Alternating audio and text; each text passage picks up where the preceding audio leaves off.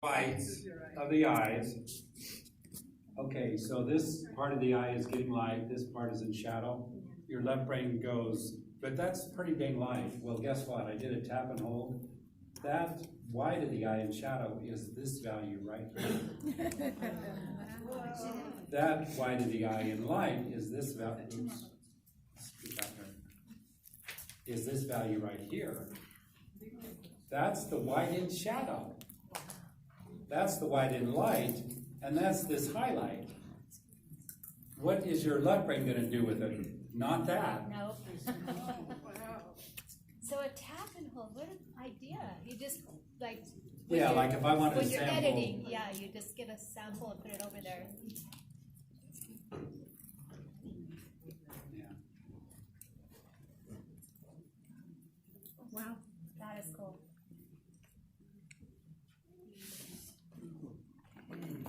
So can you see why I don't want to do that? Right. Yeah. Now it's just crazy. Yeah.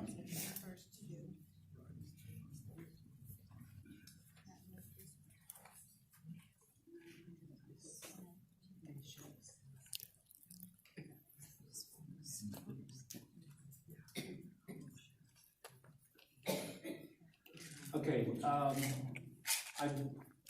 couple things I want to say. One is, remember that with the tip of the head, I want the eyebrows angled, I want the hairline angled, I want the eyes angled, I want the nose angled, I want the mouth angled, I want the chin angled. But somewhere along the line, my left brain might go, give me one of those. And I can already see that I might be leaning the mouth a little level. So in other words, my left brain's going to still the mouth and not drop it to the direction that everything else is. So I have to go, okay, let's make sure that doesn't happen. Let's drop it.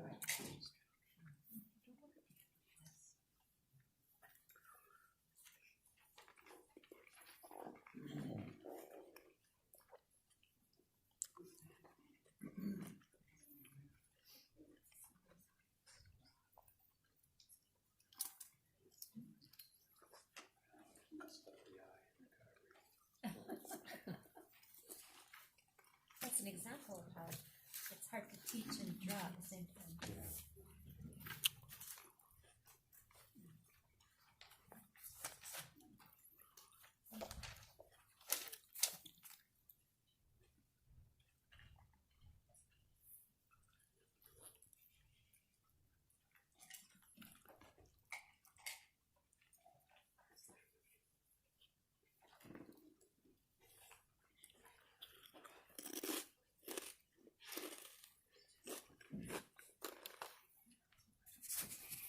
This still needs some cleanup, but you can kind of see what I'm up to here.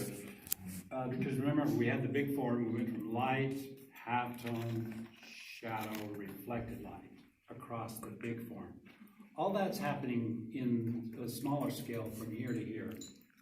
Light, halftone, core shadow, could get that in a little more obvious.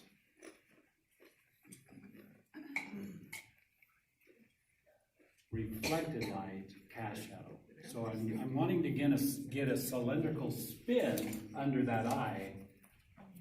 So that's an example of small forms that have the same context as the big forms. So it's all form, it's just some are big forms and some are little forms. And with this nose, I wanted to get, okay, so that's a plane facing the light, go into halftone, facing the light again. And so I wanted to make sure that whole area was light, even though it's pretty broken up. But I can add those extra planes at this point. So I wanted to save that until I'd established those important, that main important statement about the direction of the nose. So now I can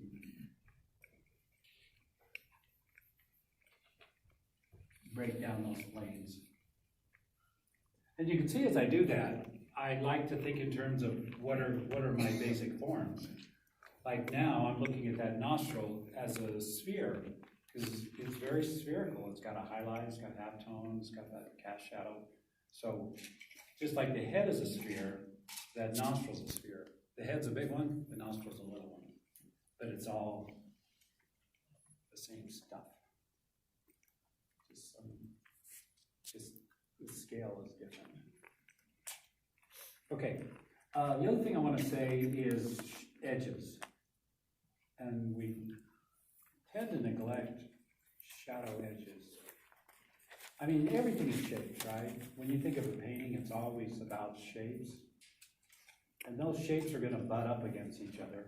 And we want to ask ourselves where those shapes butt up. Is it a hard edge? Is it a medium soft edge? Is it a very soft edge? What happens when those shapes butt up against each other? And if we're mindful of those edges, where they're hard, where they're soft, we're going to be true to nature, because that's what nature's full of, hard and soft edges. So, I like to make sure that, might even break out my pencil. I like to make sure that where I've got cast shadows in particular, those are obvious examples of hard edges. So I give it a really strong edge there.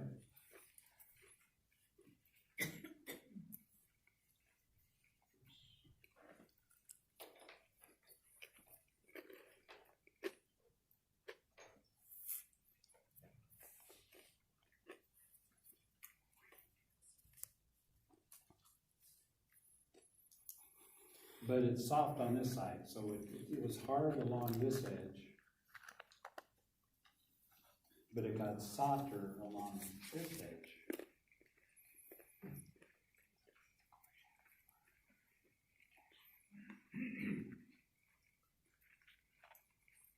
Same thing's happening with the shadow right around the nose here. It's pretty hard right here, so I want to reinforce a nice crisp edge there. And it's pretty hard right there. But it rolls into something softer. And so what I want to do is soften out that side. So that'll give the impression that we rolled slowly, slammed against a hard plane change, and went lighting in.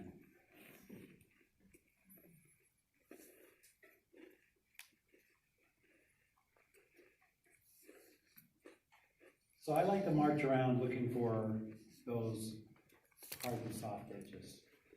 And it's especially important to find them around the hair, because too often we assign hard edges to where the hair meets the skin. But it's good to notice just how soft those edges really can be. I've trained myself not so much to think about what the thing is, but what is the shape, what's its value, and what's its edge. So right in with this area here, I don't want to start thinking hair and ear. I'd rather go, what's its shape, what's its value, and what's the quality of the edge. And you can draw and paint anything that way. A landscape is going to be what's its value, what's its shape, what's the quality of the edge. Those are the three major considerations. And as I'm looking behind the ear here, that's a pretty strong edge. That's a nice crisp edge, and it's a shape and it's a value.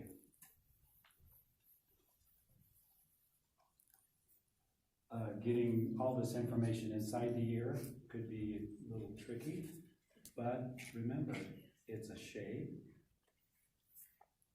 that you assign a value, and then you find what kind of an edge it is. Is it hard? Is it soft? And I just march around that shape,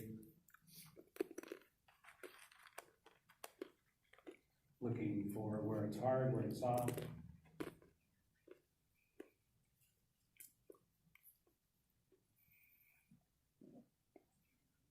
And I might even do the same thing with the edge of the hair here, because when I look at this entire head, the real strong edges are like that one there. And maybe also a payoff in keeping that edge strong is it also will act as a center of interest, because we like to bring the viewer's attention to certain places. So why not let your edges be strong in those places? So I certainly want my edge to be pretty strong there. And as I consider the entirety, that edge is a lot harder than this edge. So, why not knock that down? And let that edge dominate right there, let that play out. That'll also give another payoff, and that is, you'll roll something back slower if it has a soft edge to it. And that dome of the hair is a slower roll, as well as the fact that it's textured, so it's not gonna have the same structural information as the rest of the head. We go till what time? 9? Is it? Yep. About 10 too. So I've got 10 minutes, 15. 15. However long you want. You can go till 10. Rick, would you ever, put oil on top of that and use No, that? Never? I've never tried that. I think you can do it if you, I mean, if I were to work on a surface that'll accept a little better than this paper, you could do a charcoal drawing, which would be kind of like a grisaille. And then add the oil on top of that. I've never done that. I was wondering if you had kind of seed.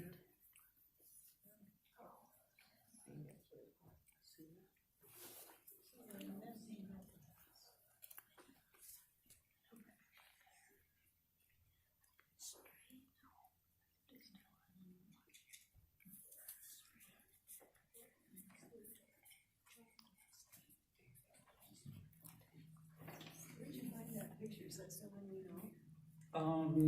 No, I found it on New Masters Academy. They have you can download pictures if you remember.